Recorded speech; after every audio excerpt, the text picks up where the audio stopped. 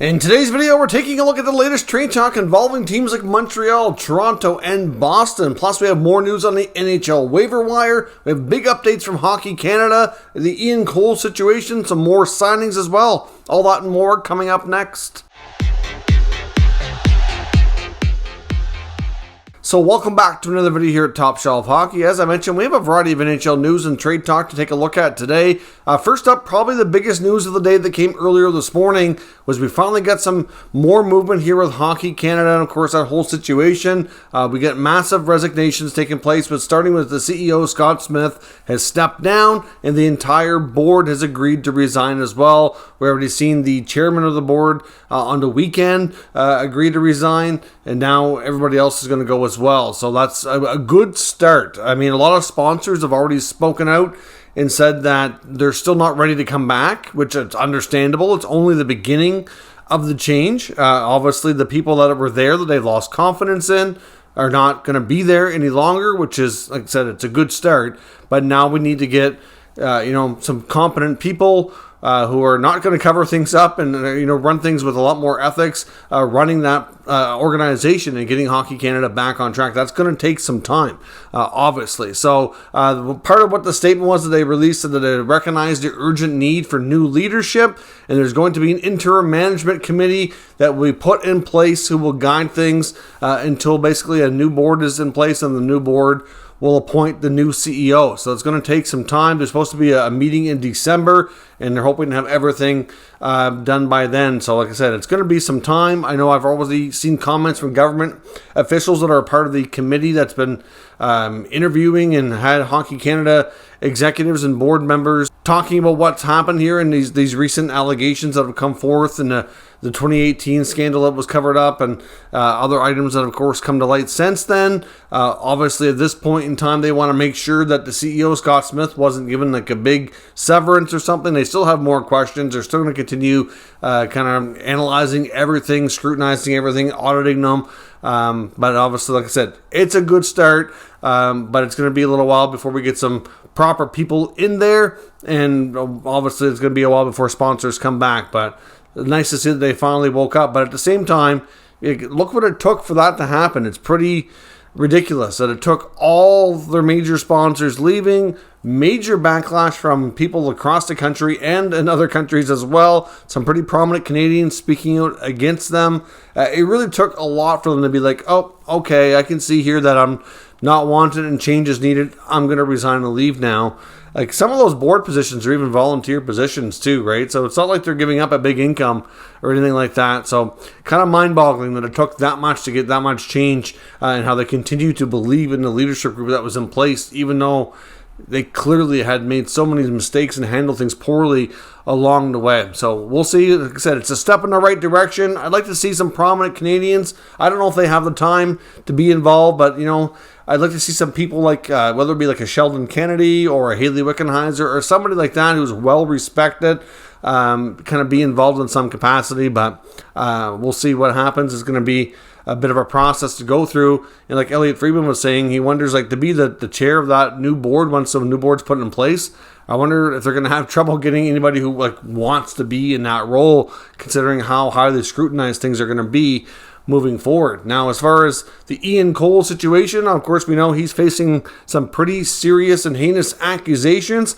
Apparently, the update we got this morning from Emily Kaplan and Elliotte Friedman talking about the fact that he is going to be having what's called an interview in New York tomorrow. Of course, he's a member of the Lightning. He's suspended right now with pay. The Lightning are in New York to play the New York Rangers, so he is going to be meeting with the NHL, the NHLPA. He apparently has hired a lawyer, which is obviously a wise move. And I believe on the NHL's part of things is going to be the chief security officer, and they're going to have an interview. Originally, some were wondering if it was called a hearing, but hearing is not the right word. It's not like they're going to be interrogating him and trying to, determine a punishment just yet. They need to get his side of the story. They probably need to get some fact gathering and try to find out what happened here and see where they go.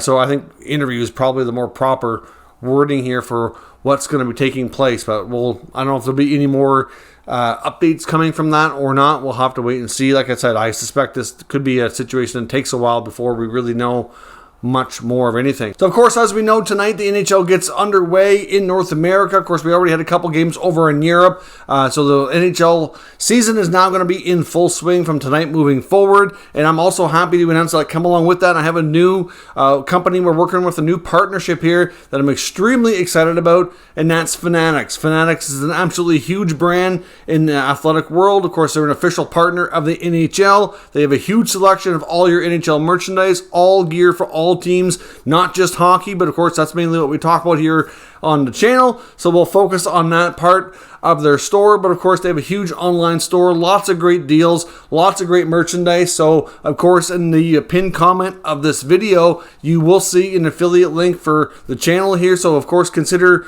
going through us for your next purchase through Fanatics for any jerseys, hats, or any NHL apparel or merchandise you consider buying. So it'd be greatly appreciated. Very excited to work with such a huge company that's an official partner here of the NHL, and any support you provide certainly very much appreciated. In Calgary, they confirmed today that there will not be a new captain this year. I've seen some people on social media saying there was going to be a captaincy announcement from the Flames today, which I hadn't seen any kind of confirmation from the team itself or any reputable media who cover the Flames. I'm not sure where that came from. I know it was quite rampant there on Twitter this morning, but Daryl Sutter confirmed that he feels there's no need. He said basically Chris Tanev and Michael Backlund are kind of like unofficial co-captains basically, but they will have a group of players basically wearing an A and will not name a captain for the coming season. Now, we also got some more news today from the NHL waiver wire. Nothing too crazy, but of course, yesterday we had Glenn Gaudin of the Ducks on waivers. He, in fact, did clear. Not a huge shocker there. A couple more players on waivers today, including goaltender Jonas Johansson and the Coyotes. Of course, they picked up Connor Ingram on waivers yesterday, so they obviously need to make room on the roster for him. Obviously, they'll play him ahead of Johansson, so he goes back on waivers to see if he'll either be demoted to their AHL affiliate or if indeed he'll get picked up by yet another franchise, which would be his third franchise of this young and early NHL season already. Flames also placed defenseman Nick Milosh on waivers as well after completing a signing of Michael Stone, which we'll discuss in a second. It's kind of unfortunate because earlier today, where he was making the NHL for the first time, because yesterday when they submitted the opening day rosters, he was on it, and the media was asking him and interviewing his thoughts about making it basically like a dream come true. And before they even play their first game, he gets demoted. I mean, that's will be demoted, assuming he clears waivers. So that's quite a wave of emotions, I'm sure, for the defenseman that he's feeling here today. But it's a good segue into some signings, including Michael Stone finally getting an official deal with the Calgary Flames. Of course, went there on a PTO, which he's been doing these cheap one-year deals with Calgary for some time, so it's really no surprise. We know he's in Daryl Sutter's good books for sure, and he can certainly do third pair defenseman and can pitch in a little bit on the power play. It's a good shot. Really, there's some upside there, especially for a cheaper contract. But he gets a one-year deal. It's actually a two-way contract, and he gets league minimum $750 at the NHL level.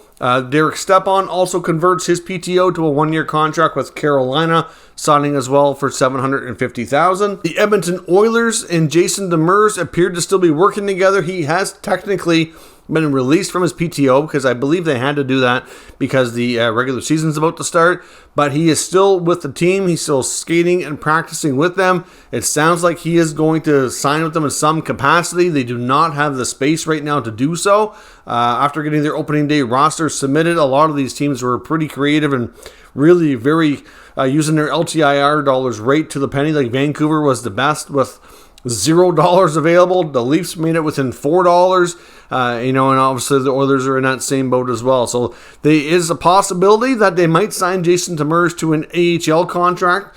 So it's not like an NHL two-way deal, because I believe he would then need waivers to go down. But if they sign him to an AHL-only contract, he can play for Bakersfield, and then they could change the contract and get him to sign a new one, like a two-way NHL deal later on, once they have maybe some more movement on the roster and might be able to figure out some space, but he's still with the team, likely going to sign in some capacity. We just don't know how that's going to work out. A few injury updates. The Montreal Canadiens today officially placed Paul Byron a long-term injury reserve. They had to wait till today to do that, and then they already recalled Arber Xhekaj. I know Xhekaj was told he was going to be on the opening night roster, but then he was demoted. That was just a paper transaction, as I talked about yesterday.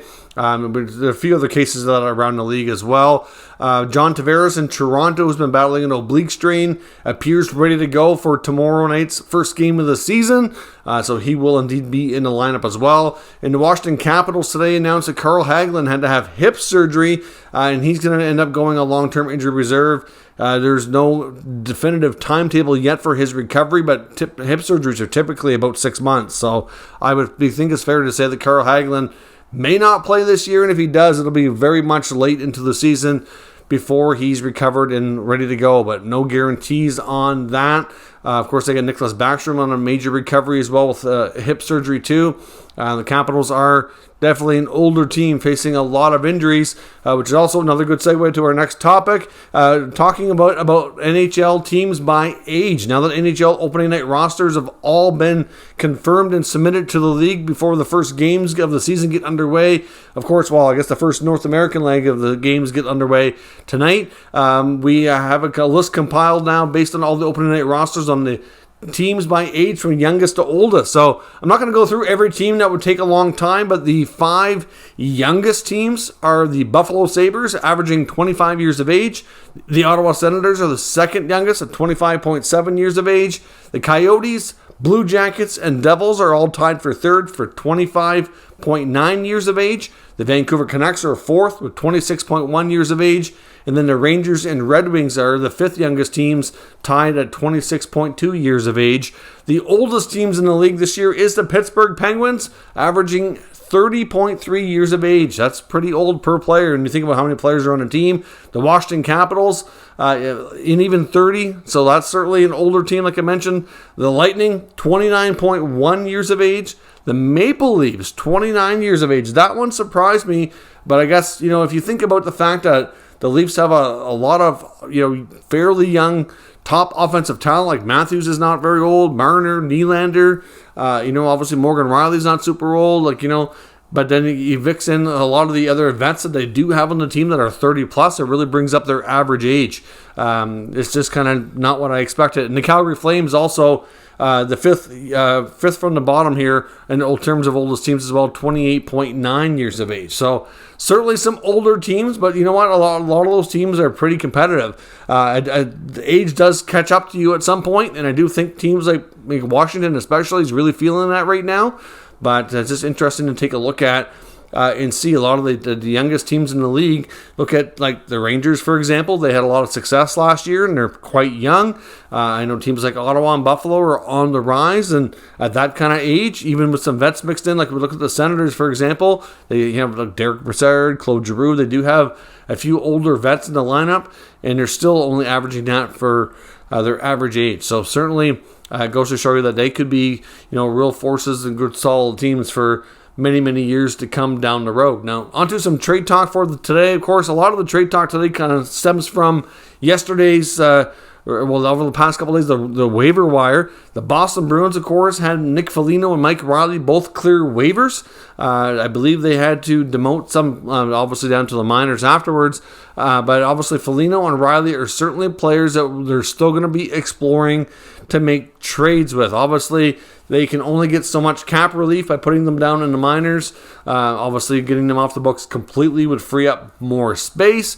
And certainly, they put them on waivers to start the season goes to show that they don't really see them as being too much in the plans. If Mike Riley couldn't be good enough to get through, the opening night roster, and they have McAvoy and Grizzly coming back from injury, where I don't see a spot for him. Like, they're only going to continue to add other guys back from injury, so it's going to bump him further down. Nick Foligno, Foligno is looks like he's a bit on the washed up side, to be fair. I have a ton of respect for Nick Foligno. He's had a heck of a career. I always appreciated how hard he played. Lots of respect for Foligno, but it just looks like he's at the end of the rope here. And obviously, I think the Bruins would like to be able to move on from these contracts. In the case of Foligno, he's only got this year left, but Riley has 2 years, which is a big part of the reason why I think he was not claimed. If he was only had 1 year at $3 million, I think a claim would have been made for sure. So expect the Boston Bruins to continue to search for trades. Sometimes, as I mentioned in the last couple of days, sometimes after players have been through waivers and they've cleared,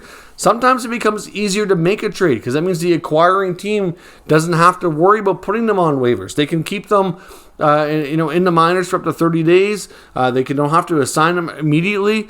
So they have that option when they get them. They don't have to worry about that. It just creates some more flexibility. So look for Boston to continue to work on deals of that nature. The Toronto Maple Leafs, of course, are still working on a trade for Wayne Simmonds. Like I said, the wording from management to the rest of the league was they're just trying to do right by the player and trying to find him an opportunity to play in the NHL rather than have to play in the American Hockey League after 1,000 plus games.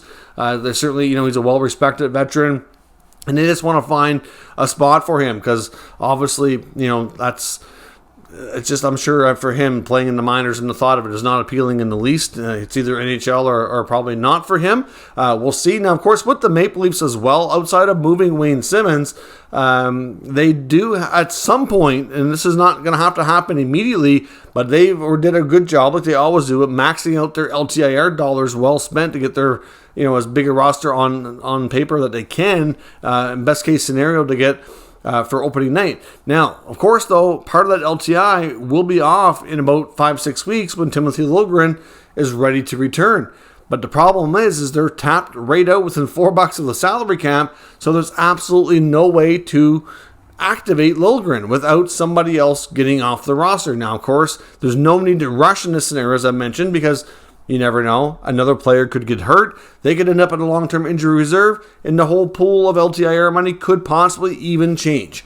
So, like I said, there's no need to rush into a trade. The Leafs would only likely make a move when they're ready to bring him back.